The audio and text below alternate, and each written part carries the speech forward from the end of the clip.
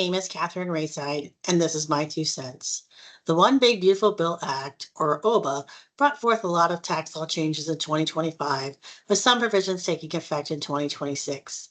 Today, we will highlight the changes, who might feel it, and what to watch out before year end that we think will affect our clients. First major headline is what doesn't change. The lower individual tax rates from the 2017 tax law don't expire. The top rate stays at 37%, and the larger standard deduction is now permanent.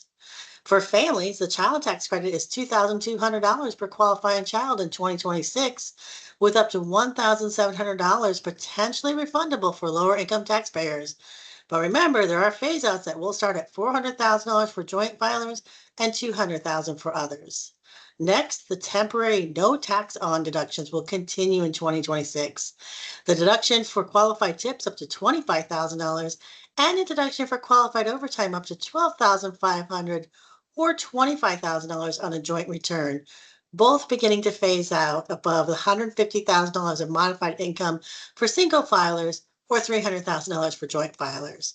For seniors, that temporary extra deduction of $6,000 per person age 65 or older, potentially $12,000 for a qualifying couple, will continue.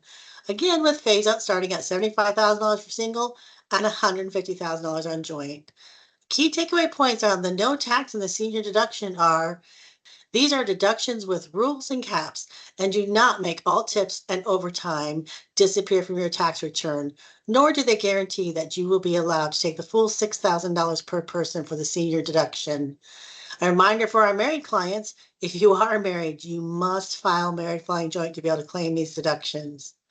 There still is a temporary deduction for the interest on certain passenger vehicles up to $10,000, with phase out starting at $100,000 for single and $200,000 for joint filers.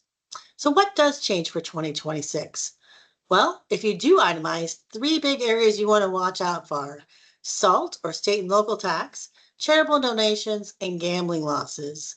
The SALT cap is higher in 2026, up to $40,400, but it phases down for higher income taxpayers.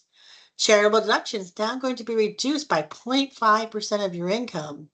And gambling losses are now limited to 90% of your losses while still being limited up to gambling winnings. For non-itemizers, there will be a modest charitable donation deduction for cash donations made in 2026 of $1,000 or $2,000 for married filing joint taxpayers.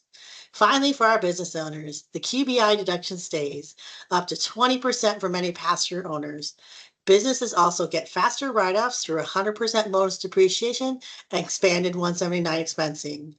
And for many payments, the Form 1099 reporting threshold now rises to $2,000, which helps reduce paperwork but doesn't eliminate the need for good records. The takeaway is simple. 2026 keeps a lot of familiar rules in place, but adds several new deductions and limits that can change outcomes. If you have questions or you need help with tax planning, please reach out to us. We're here to help.